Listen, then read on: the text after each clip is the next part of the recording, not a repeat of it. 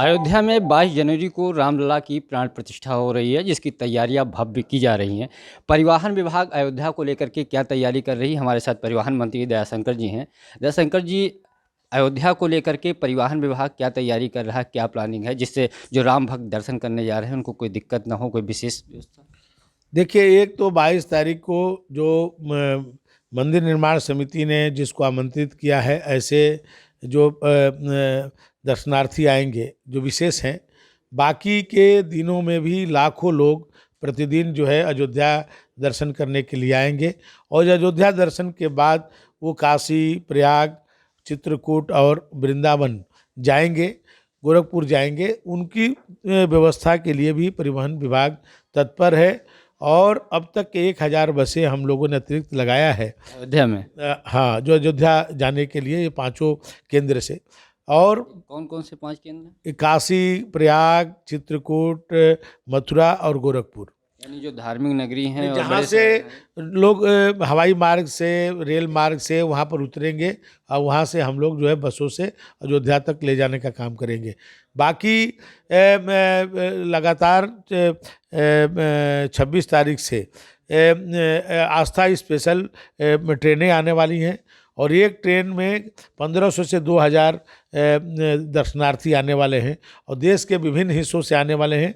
वो जो है रिजर्व ट्रेन आ रही है, विशेष ट्रेनें आ रही हैं, तो उनके एक ट्रेन के लिए हमको 50 बसों की आवश्यकता होगी। तो ऐसे 5 उन बसों को बस स्टॉप के अलावा जंक्शन पे भी लगाया जाएगा। पाँचों रेलवे स्टेशनों पर भी हम लोगों ने लगाया है।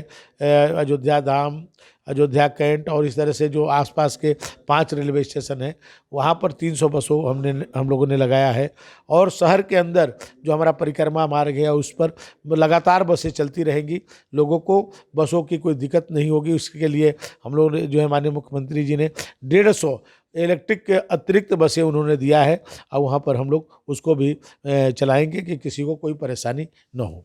कोई विशेष धुन की बात आ रही है कि रामलला जो दर्शन करने जाएंगे, राम भजन सुनते जाएंगे, तो यह अयोध्या जाने वाले बसों में रहेगा या पूरे प्रदेश में? देखिए, पहले 1000 बसों में हम लोगों ने लगाया था, जो लोगों को माने धार्मिक भजन उनको सुनने को मिले और उनकी यात्रा का एहसास न हो, सीधे अयोध्या पहुंच जाए।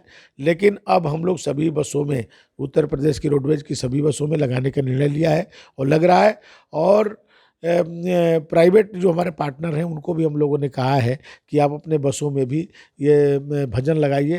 और क्योंकि लोग यात्रा करने जाएं, पूरा देश राममय हो गया है, तो हमारे जो यात्री बसों में बैठे हैं उनको भी इसका एहसास हो, इसलिए हम लोगों ने इसकी म्यूजिक और विशेष करके जो वो म्यूजिक जो स्वाति मिश्रा जी ने जो गाया है कि राम आएंगे, प्रधानमंत्री ने ट्वीट किया, तो उसको भी विशेष रूप से हम लोगों ने कहा कि सभी बसों में रहे। 5 शहरों के अलावा जहां का से भगवान राम का संबंध है, अयोध्या के अलावा जनकपुर, मिथिला, चित्रकूट या फिर ओरछा, ऐसी कोई प्लानिंग है कि भविष्य में वहां से सीधे बसों का संपर्क अयोध्या से जोड़ा जाए कि वहां के भक्त सीधे अयोध्या पहुंचे? अभी से ही हम लोग ने 12 धार्मिक सर्किटों को जोड़ दिया है और आने वाले दिनों में देश के कोई धार्मिक स्थल नहीं बचेगा जहां से अयोध्या के लिए हम लोग सीधी सेवा न दे सके। इधर से अयोध्या से वहां जाने के लिए, वहां से अयोध्या आने के लिए, दोनों पर और प्रांतों के भी हम लोग अधिकारियों के साथ और मंत्रियों के साथ वार्ता कर रहे हैं कि अयोध्या को पूरे देश के धार्मिक सर्किट से जोड़ने की हम लोग। दूसरे राज्यों से भी प्लानिंग है कि अब अयोध्या से सीधे बसें चलाइए? ऐसे कौन कौन से राज्य हैं जिससे बातचीत चल रही है? इस सभी 9 राज्यों से हम लोगों ने इसको वो कर लिया है। 9 राज्यों से हम लोग के समझौते हो गए हैं, बाकी और राज्य जो है उसके साथ अभी हम लोग तैयारी कर रहे हैं।